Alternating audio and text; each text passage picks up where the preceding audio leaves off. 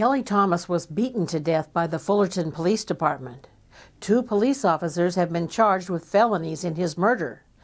How can a police department that has been charged specifically to protect its citizens go so far from its delegated task? In our pursuit to get the news behind the news, Full Disclosure interviewed Fullerton City Councilman Whitaker to find out how the leadership of the city lost control of their police department. My wife and I went to the memorial for Kelley Thomas, which was held in Yorba Linda. And, you know, in public life you attend a lot of funerals. I've never seen a cross-section of people like attended this one at the church in Yorba Linda. People everywhere were alarmed at how a simple arrest of a non-compliant suspect could require such extreme brutality. Councilman Whitaker isn't one to sit around and wait for the lawyers to sort things out. I was thinking, well, you know, now I'm recently elected city council member in Fullerton. I am in a position to make a difference. And so I've pledged myself to assure that if I can, I will make a difference in the future. His first mission is to get all the facts before the public, but he has met considerable resistance. A couple days after, well, in fact, I think it might have been the same night or the next night, I drafted my letter demanding and pledging support that all video and audio recordings of what occurred be made public. And I urged any members of the public to come forward with information on that. And I believe the public has a right to see what really transpired there, and I do want to see that ultimately happen. Even as a duly elected public official, he has been kept in the dark. At this point, even as a council member, we've been denied that ability. One other council member and myself sat down with the city manager and demanded to see the surveillance video, and it was denied. How can Joe Phelps, the city manager, deny the elected officials who are his boss access to the video and audio recordings of the event? It comes from the risk management attorneys, whose goal is not to serve the public, but to minimize the liability of the city, as Councilman Whitaker explains. Our legal advice, if I were to just boil down the legal advice we've gotten both behind scenes and also in open public session, would be that we should put a muzzle on and sit on our hands for many months until investigations are completed. But that's untenable. That's something that just it can't happen. As city council members, we're the only elected representation in city government. We're the only people who, it's the meeting point between the residents and their city government. And so if we chose to do that, there would be no voice or no representation whatsoever. But what role does the chief of police play in this tragedy? You know, I'm a fairly new council member. I got along fine with Chief Sellers. He's a nice guy. I felt as a council member that we had an expectation of a chief to get in front of something like this, to put a personal face on it, to get in front of some cameras, he and or the mayor. To do the right thing, to express the appropriate levels of grief and concern about the victim and his family, and to reassure the public that at the end of this that we're going to have a just decision rendered. And at first, as council member, I waited just a little bit for that to happen, and then I realized that wasn't going to happen for whatever reason. And Bruce is prohibited from direct contact with the police department. He's required to go through Joe Phelps, the city manager. The reporting function from the council is through the city manager to the chief of police. I had made several requests of our city manager for information that would help me to make decisions, not just on Kelley Thomas, but we had a death in custody of a prisoner back in April of this year. And there were some unusual circumstances around that as well. So I had made some inquiries into that through the city manager to the chief, and none of those were granted. I mean, information that I wanted and or wanted to be explained, you know, certain procedures and capabilities that we had, and that wasn't happening. So the city manager is the gatekeeper of information for the Fullerton City Council.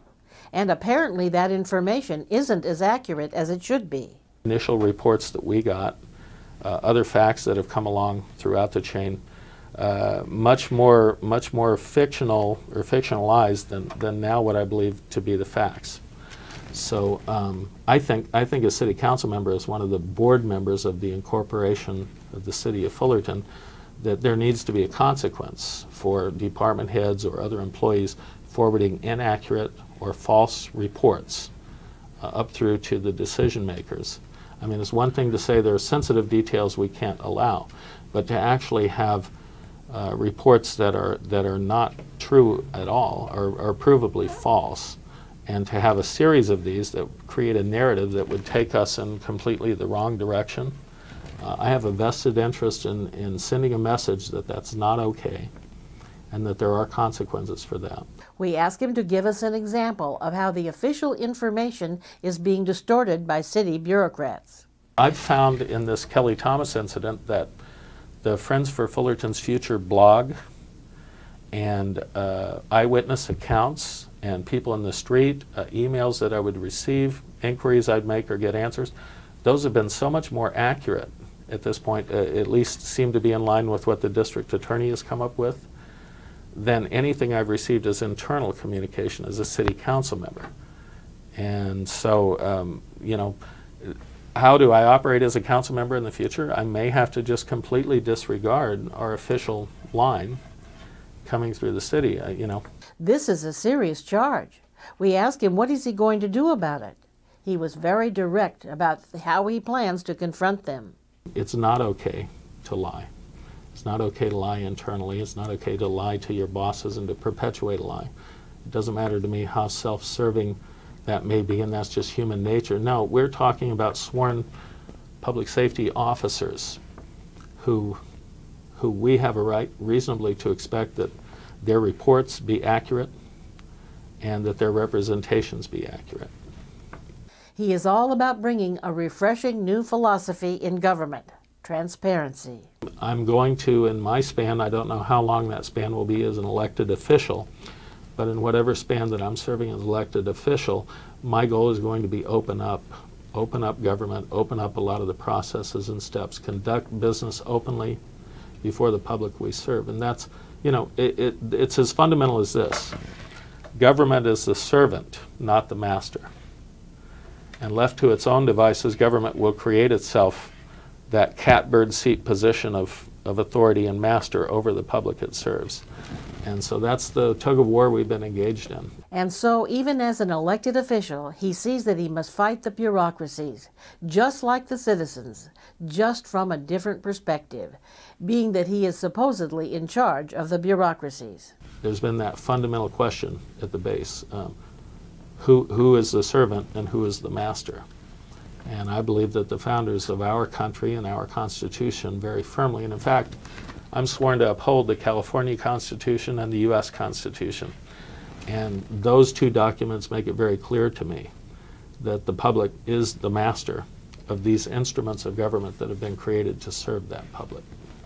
And once we force government back into its limited box, as he suggests, we as citizens need to keep an eye on it, because it will always be looking for every opportunity to expand its reach and control. Then we as a public need to establish boundaries and hold government to those boundaries. And part of that, we are a nation of laws.